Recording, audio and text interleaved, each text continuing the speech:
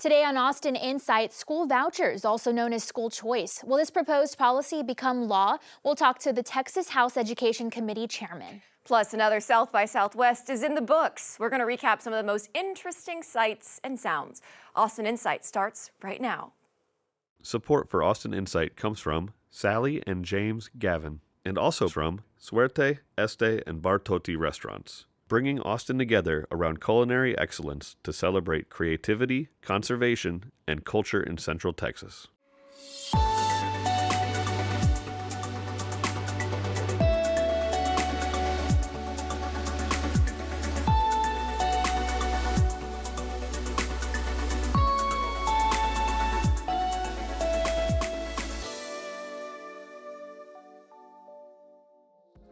Hi, and thank you so much for watching. I'm Danielle Banda. And I'm Laura Lawhead. Well, if it passes, it will be the nation's largest school voucher program. Separate but similar bills to implement a $1 billion school vouchers program are making their way through the Texas legislature. The Senate version was approved on February the 5th. The House bill is under consideration. Hundreds of people registered to speak at a marathon 22.5-hour public hearing last week. We have a record surplus in our state budget, and you have a real opportunity to do right by our public school educators and students. ESAs are not right for Texas, and we are counting on you to keep public dollars in public schools. I urge this committee to vote for school choice. Let us, the parents, alongside our children, have the best chance at success. Allow the parents the freedom to choose and support our children's educational path. The debate over giving tax dollars to families to pay for private school tuition is contentious, with both sides rallying in recent weeks. Governor Abbott expressing confidence that he has the votes for passage. Meanwhile, State Representative Cody Harris from Tyler abruptly ended a raucous town hall in Palestine a few weeks ago. During the town hall meeting, State Representatives Cody Harris and Brad Buckley shared a presentation to a crowded audience, many holding signs and voicing their opinions during the presentation. But an hour into the meeting, as people continued voicing their opinions, Thank you for your time.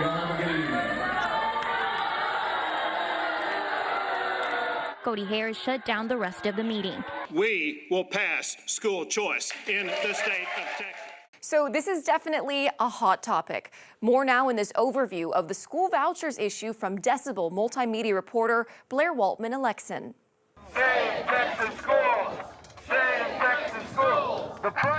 Last month, families and staff from Runberg joined with many others from across the state to protest school vouchers. There's been a lot of discussion around these, both for and against them. It's not fair for parents. They can't afford taking their kids to private schools. But what are school vouchers, and what will they look like in Texas? School vouchers are government-funded vouchers that cover educational costs.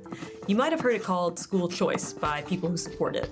In Texas, lawmakers have proposed vouchers in the form of educational savings accounts, or ESAs. ESAs are state-funded bank accounts filled with public funds.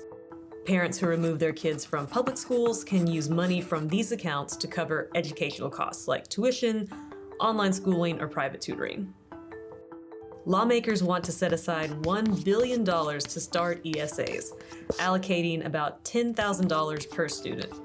That means that there is enough money for up to 100,000 students. So who's eligible for this money? Anyone zoned to a K-12 Texas school, including students already in private school. If more people apply, then there are spaces. Priority will be given to students with disabilities and to families earning about 5 times the federal poverty level. So why do lawmakers want school vouchers? Proponents argue that it gives middle and lower income families more schooling options, helps homeschoolers, and makes public schools more competitive. But opponents say vouchers take money away from public education, and that 10 grand isn't enough to cover private tuition if you can even find a private school in your area. The average private school tuition in Texas is just over $11,000. It's a little higher in Travis County. The average tuition is over $16,000, and fees will run you an additional $1,800. Data from the National Center for Education Statistics show that most private schools in Texas are concentrated around major cities. In most rural areas, there are no private schools. 92 counties have less than 5 private schools. This is why lots of rural lawmakers opposed vouchers in the past. Even in cities like Austin, private schools might not be accessible or affordable. In Travis County, there are 81 private schools. Hardly any are in Austin's Eastern Crescent. But if there's a school that you can get into that's close by, do vouchers work? Are these schools better? It's a little tricky to say. U.S. News ranks Texas as 28th in pre-K through 12 education. But while public schools have to share state test scores, private schools don't have to share that data. Opponents point out that there's actually a lot of stuff private schools don't have to do. Anyone can apply to a private school, but they don't have to accept you. Because public schools get federal funding, they have to follow federal laws and provide an equal education to students of any religion, ethnicity, or level of disability. But since private schools don't receive federal dollars, they don't have to follow these rules. The Texas Private School Association says that 75% of private schools do serve students with disabilities. Save Texas schools! Save Texas schools! But since 25% do not, some disability rights advocates say that it is still discrimination. Now, Texas isn't the only state that's interested in school vouchers. Arizona actually started a school voucher program in 2022. So how's it been working out for them? Arizona uses empowerment savings accounts. The goal was that lower income families could also afford a private education. But according to a ProPublica analysis, poor neighborhoods in Maricopa County used fewer vouchers. Their wealthier neighbors actually used more. Vouchers are also impacting Arizona's budget. The cost of vouchers in 2024 was supposed to be $64.5 million, but it has since skyrocketed to $332 million. That's a 400% increase. Arizona has to make up for these losses by cutting other state programs and projects. Now, Texas does have money. The state is currently sitting on a $24 billion budget surplus. But voucher opponents say that money should be used to fund public schools, which they say are underfunded. They're also concerned that vouchers will make that worse. So why are we hearing so much about school vouchers all of a sudden? They make it sound like you can't have both school choice and robust public schools. That's completely false. The reality is Governor Greg Abbott has been pushing for school vouchers for years. In the past, he lacked enough support because lots of rural lawmakers opposed school vouchers. Abbott successfully campaigned against these politicians, ousting 12 voucher opponents in the March 2024 Republican primary election. He called it a tidal wave of support for school vouchers.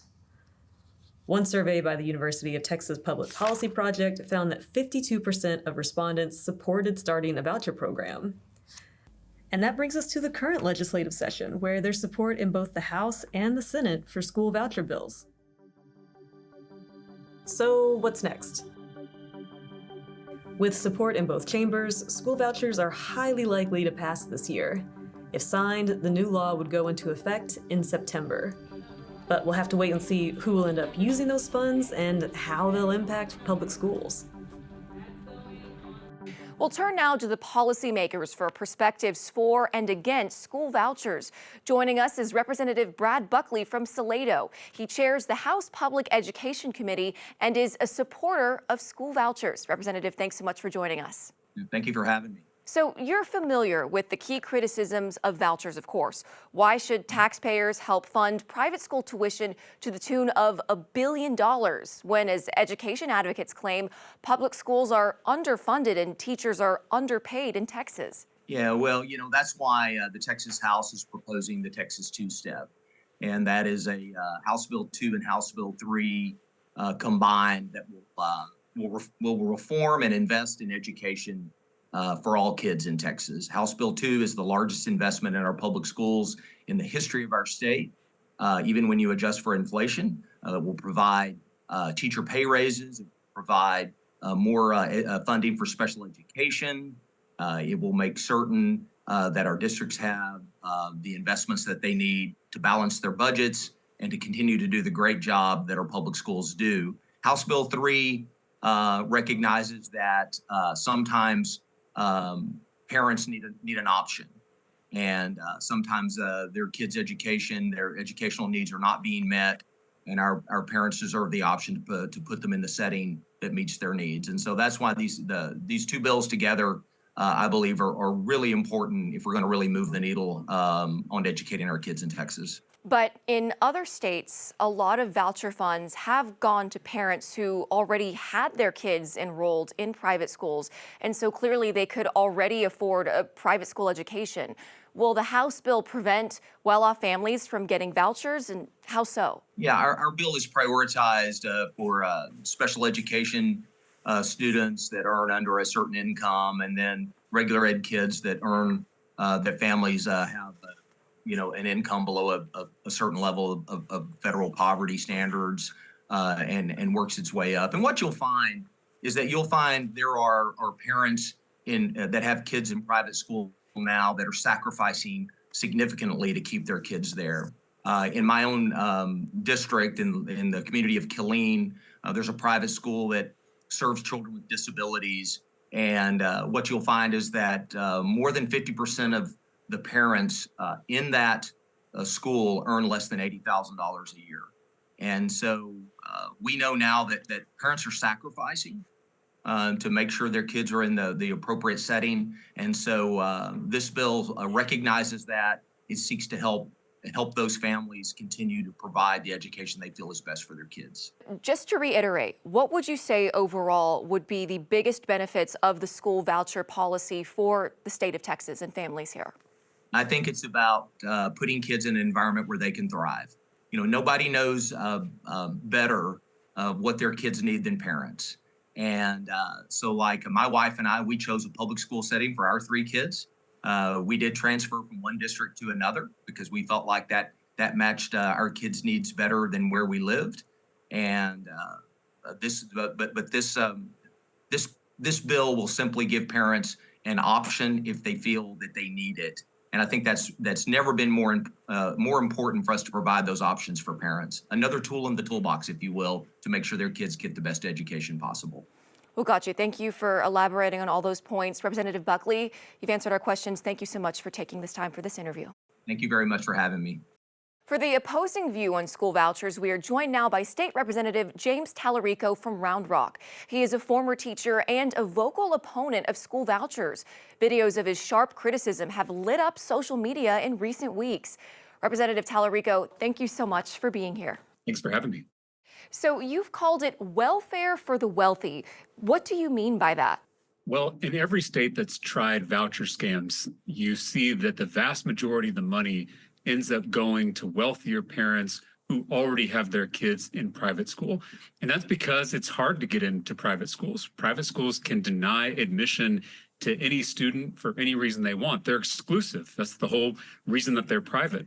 And so when bills like this one that's moving through the legislature allow for parents who are already sending their kids to private school to draw from the funds, then those are the families that are most going to benefit. And so that's why I call vouchers welfare for the wealthy. But some might say to that, shouldn't parents who live where the public schools are not as high quality maybe have a choice? Would more competition help, as voucher supporters claim? How might you address that? Well, I'm all for competition as long as it's fair, but private schools don't have to accept the same students, don't have to follow the same rules, don't have to take the same test. It's like a football game, but one team has 12 guys on the field and unlimited timeouts. It's not a fair fight. But we do have school choice in Texas. We have neighborhood schools, but we also have public charter schools, magnet schools, academies, early college high schools, P-TECs, career and technical schools. We do have options for parents in the state. There's also already a program that allows a parent whose child is in a school that's struggling academically to transfer that child to a different public school. So we already have school choice where transparency and accountability are built in, but private school vouchers don't offer school choice. It's not school choice, it's the school's choice, because private schools can deny any student for any reason they want. And that being said, voucher opponents say that the people of Texas are on their side of this argument, but the same people just elected a very conservative legislature that seems likely to pass this voucher policy. Why do you think that is? Well, the most recent polling shows that 2/3 of Texans reject private school voucher scams. And this is consistent with polling last year that showed 57% of Texans in both political parties reject vouchers. And so what you see are Democrats and Republicans across the state rejecting this policy. That's why you've seen Republicans and Democrats in the legislature reject this policy. The reason it's not law already is because Democrats and Republicans alike are standing up to the governor on this issue in the Texas House. I hope that continues in this legislative session. And any bipartisan support these days is very, very unique, I would say. And what's your biggest concern, you would say, about vouchers? What do you see as the potential greatest harm from this policy? I know that vouchers will defund our already underfunded public schools. You know, we rank 44th in the nation in per student education funding. Texas teachers are making less than they did 10 years ago when you adjust for inflation. And local property taxes are through the roof because our state government has failed to do its fair share of school funding, leaving the entire burden to be held by our local taxpayers. And vouchers will make all of that worse. It'll drain much needed tax dollars away from our public schools into these unaccountable private schools. It'll lead to even lower teacher pay, and it will lead to even higher property taxes. So this is the worst possible choice for our state to make. And that's why Democrats and Republicans alike are rejecting private school vouchers. Well, this is something we will certainly be watching as the House moves forward. Representative Tallarico, thank you so much for joining us and sharing your perspective, especially as a former teacher yourself. Thank you for having me. Now, for an update on the legislative process, Texas Tribune education reporter Jaden Edison joins us. He's closely following these bills under the Capitol dome. Thank you so much for joining us. Appreciate you for having me. Absolutely. Well, first, to catch us up on next steps. The Senate bill passed several weeks ago. What do you see as the path forward for the House bill following that very long public hearing? Right. So I think all eyes are on the House right now, right? As you mentioned, the Senate moved swift when it came to their proposal. I think it took them roughly, I calculated 22 days to pass their proposal, right? But the House, they did just get through somewhat of a significant step in the marathon public hearing that you were referencing, which went from, early morning Tuesday to early morning Wednesday with hundreds of people who showed up at the Capitol or at the Capitol complex, rather, to testify on the proposal. So the next step really is to vote, a potential vote on that bill, the House bill in particular, out of the House Public Education Committee. And if that is to happen, which, folks would expect to happen probably in the next week or 2 weeks, it's kind of fluid right now. But once that does happen, anticipating that, they do have the votes to get it through, that is fully the expectation, it would then advance to the full legislature. And then the next steps could then proceed. So there are still some things that kind of have to be worked out. Again, we're talking about two different bills in the two different chambers. And so how they kind of, get together at some point and figure out how to iron out some of the differences will be key to watch. And what are the key differences between the House and the Senate versions of the voucher bills? And what do you expect will be the major sticking points for the eventual conference committee?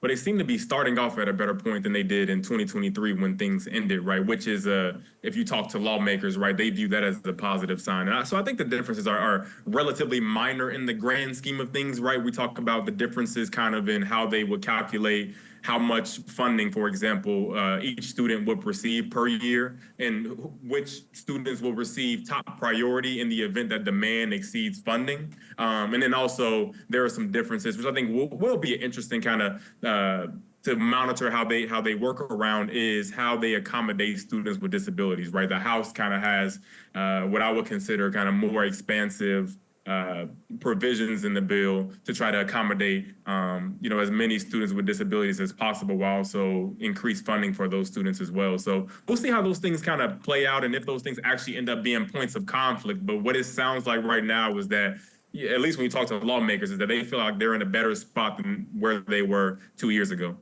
Absolutely. And speaking of lawmakers, the governor held up additional school funding after voucher legislation previously failed to pass. So assuming a voucher bill does win approval, will we see more funding for public schools? Many districts have struggled financially in recent years. And also some are wondering if there might be teacher pay increases. Yeah, so it's really interesting right now. Those things were tied together, which kind of kept things from passing in 2023, or which honestly created or at least played a huge part in exactly what you're referencing. With we're seeing these budget deficits, school closures, teacher shortages. I mean, increased classroom sizes, right? So the approach they're taking this year is they are separate right now. We'll see if that kind of remains the case, depending on kind of the trajectory of the school voucher proposals. I think the thing that districts care most about, right, is what's known as the basic allotment, the base amount of money that every school receives per student. The Senate is not proposing an increase to that number, while the House is proposing what many will consider a modest increase. And so there is, perhaps, money on the table, but perhaps not in the way, in a flexible manner, right, that maybe districts and school district leaders and public education advocates would like to see. Very interesting. Well, Jaden, many thanks for joining us. We will definitely invite you back as we continue to follow these updates and as things continue to progress. Yep, thanks so much. Appreciate you. Meanwhile, celebrity sightings, scintillating panels, and activations like a crashed spaceship and a box where you could scream and measure your decibel levels. Who doesn't feel like screaming these days? We're, of course, talking about South by Southwest.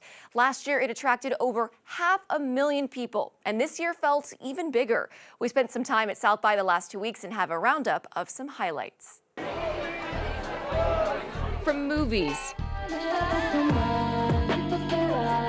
music, Matthew McConaughey, and more. So maybe I should go. South by Southwest 2025 made a Texas-sized name for itself. Just ask this husband and wife visiting from England. Probably about 20 years I've been following South by Southwest and always wanted to go. Disclaimer, this recap is just a few highlights from South by. It would be impossible to list all your favorites in a 5-minute TV segment. The 25th Texas Film Awards honored action star Michelle Rodriguez, Alamo Drafthouse founders Tim and Carrie League, and writer-director Noah Hawley. Hawley, in Austin Transplant, is the creator of the new FX show Alien Earth. How fast do you guys? And fans got a sneak peek at this activation. We got a crash course in a crash landing. We can't let this continue to be reached. Oh, I'm stressed. And an up-close encounter with an alien. It might be a little bit scary, that's all I can tell you. Speaking of out of this world, here's superstar Nicole Kidman at the premiere of Holland, directed by Mimi Cave. The film is part of Kidman's mission to work with a female director every 18 months. I'm in the position to be able to share what I do and to be able to get things made for women, passion projects or give them chances that they would not necessarily get. And now we're on the red carpet talking with the singer-songwriter Her, who's making her directorial debut this South by with a new documentary, The Makings of Curtis Mayfield. I'm grateful to even have someone's legacy kind of in my hands, Across from the Paramount, these fans waited in line 6-ish hours for the Criterion Closet of classic films. I even got to do my own Closet Picks video on Texas filmmakers. You can't be doing a story on the Criterion Closet in Austin and not get dazed and confused. And what's more Texan than Whataburger? If I spill a little mustard on my outfit, you won't even know. Here's a look inside the Whataburger Museum of Fan Art. I like to think of myself as one of the biggest super fans for Whataburger. Everything revolves around Whataburger for me and my family. And it wouldn't be South by without the music. Featuring artists from around the world like Yinling from Norway. Me and my boys, the band over there, all waiting for a barbecue. And local artists like Chief Cleopatra. Performing at Austin PBS's very own Bloody Mary Morning. South by is very important to local artists and what it does for them in their careers. Over on the tech side, women's healthcare was a major topic, bringing in figures like Sarah O'Leary, CEO of Willow Innovations that revolutionized breast pump technology. It literally is like adding so much time back into a woman's life. And I also feel like it's adding dignity. Plus, a trip through time at the immersive experience from Dubai's Museum of the Future. It was really important for us to bring a taste of the soul and the spirit of Dubai to the people of Austin. With some viral sweet treats for visitors. I hate to say it, this is worth the TikTok hype. But it was the Texas film scene that took the starring role outside the Capitol. David Blue Garcia, the director of Bulgarian Chainsaw Massacre. That's actually a typo. It should be Texas Chainsaw Massacre. But the problem is, without proper Texas film incentives, we had to shoot my movie in Bulgaria and Eastern Europe instead of here in Texas. That's exactly why Media for Texas hosted the Texas Film Experience. Our ultimate goal is to do our part in what we can to help increase and enhance our film incentives to bring our production back home, as well as create awareness about what the film industry in Texas is all about. Visitors could see everything from a live set to costumes to this robotic camera. Coming in hot. Texas directors Richard Linklater and Robert Rodriguez are also on board. Unfortunately, our neighbors, New Mexico and Louisiana, have pretty aggressive programs. If we can come up to even near them, we'll do well. Whenever I have actors come here, they go, I'd much rather be filming here than Atlanta or New Orleans or Canada or Bulgaria. Austin actors Jared and Genevieve Padalecki agree. So many people come in and from California or New York or Atlanta or whatever and be like, y'all are all so nice here. Like, yeah. And a bonus at this year's South by Southwest, the premiere of the Minister of Culture himself's first movie in 6 years. Here's Matthew McConaughey at the premiere of his new movie, The Rivals of Amziah King. But this one was shot in Alabama. On just a selfish level, I would want to shoot in the backyard. I've enjoyed shooting here. We have great talent here. Why not? But as PBS, we did have to ask him one final question. PBS, pick one real fast. Big Bird or Elmo? Incredible Hulk. Got it. For the record, the Incredible Hulk is not an official PBS character, but maybe in another universe, a distant cousin of Oscar the Grouch. But this South by was so much fun. We got to be out there and even meet some of y'all out there. It's kind of like a highlight of living in Austin for me. Absolutely. My favorite part was watching the smiling faces of Austinites and visitors, just how thrilled they were for the festivities this year. Yeah, our city really showed up and showed out. Put on a good show for them. Absolutely. And we want to thank you again so much for joining us today. We'll be back next Thursday evening at 7. And don't forget, you can always watch Austin InSight in your PBS app. We'll see you next time.